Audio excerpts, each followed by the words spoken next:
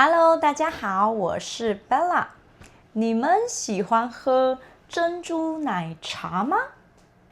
今天呢，我们要聊一聊台湾最有名的饮料——珍珠奶茶。你们知道珍珠奶茶是怎么来的吗？听说有2家很有名的店，他们为了争谁才是发明珍珠奶茶的店，在法院吵了10年呢。所以今天呢，我不只要带你去喝珍珠奶茶，我还要告诉你这个为了珍珠奶茶吵了10年的故事。很久以前，台湾的茶非常的有名，因为台湾的山和天气都很适合种茶。那个时候台湾种了很多的茶，可是大部分的茶呢，都卖给了其他的国家。后来台湾的政府为了让更多人喜欢喝茶，所以就办了很多茶的比赛。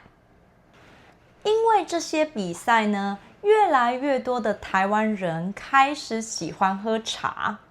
不过在那个时候，大部分的人都是喝热的茶。到了大概1980年的时候，大家开始试试看喝不一样的茶。他们把茶、冰块和糖放进瓶子里面，然后用力的摇过以后茶的上面会有很多白色的泡泡，这个就叫做泡沫。因为泡沫红茶在天气热的时候很适合喝，所以越来越多人开始喝，泡沫红茶店呢也越开越多。后来有2家店，一家店呢是来自台中的春水堂，另一家店呢是来自台南的翰林茶馆。这2家店都说自己是第1家开始做珍珠奶茶的店。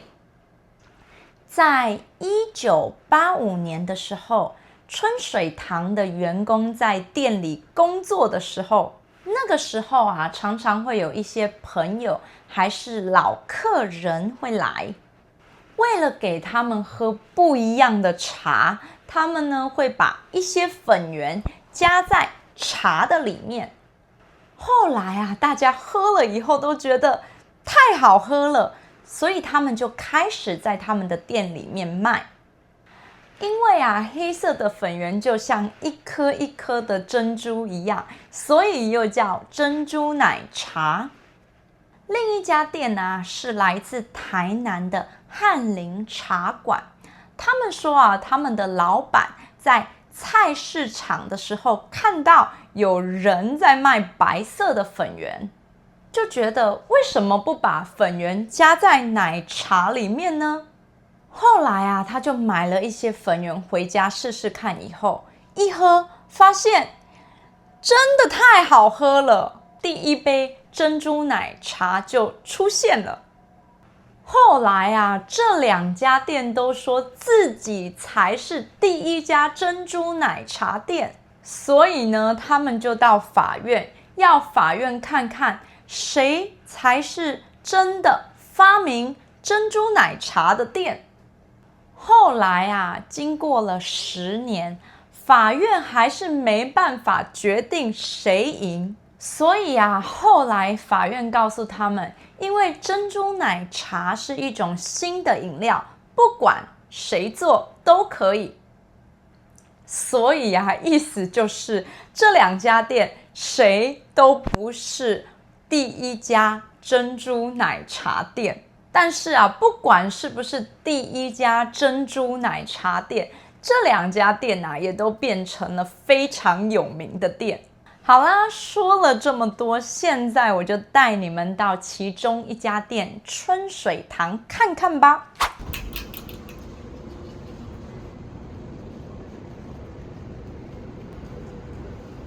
你们好，我现在在春水堂的前面。那春水堂的第一家店呢，在台中，后来呢，它开了很多家的分店。现在呢，我在他们其中的一家分店。那春水堂最有名的就是珍珠奶茶。那你来台湾旅行的话，一定要学会怎么点一杯好喝的珍珠奶茶。那我们现在就一起去看看吧。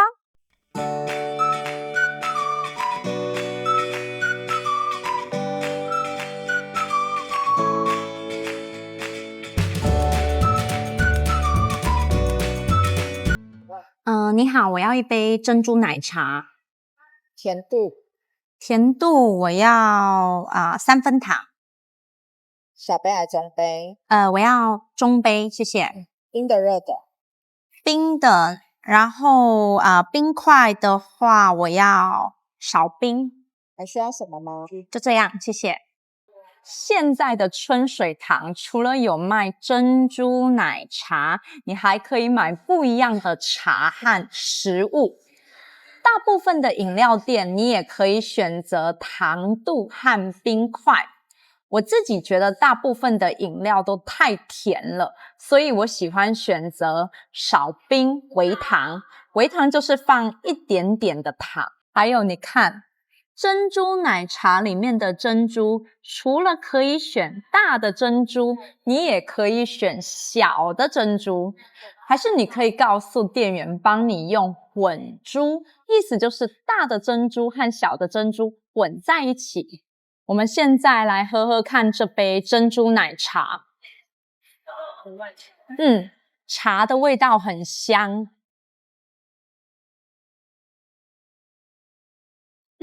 喝起来不会太甜，因为刚才我点的是3分糖。珍珠吃起来很 Q， 很好吃。我自己是不会每天喝珍珠奶茶，可是有时候一天工作很累，所以喝一杯珍珠奶茶心情很好。我想这也是为什么珍珠奶茶可以从台湾红到全世界。好啦，今天告诉大家珍珠奶茶的历史，也带大家来喝珍珠奶茶，希望你会喜欢今天的影片。那下次来台湾旅行的时候，一定要记得来试试看台湾的珍珠奶茶。记得留言告诉我你最喜欢哪家珍珠奶茶店哦。那我们就下支影片见，拜拜。你喜欢刚刚的视频吗？如果你喜欢，不要忘了去我们的网站。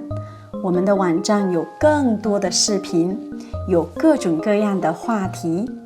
我们的视频从零基础一直到高级，还有来自很多不同地方的老师。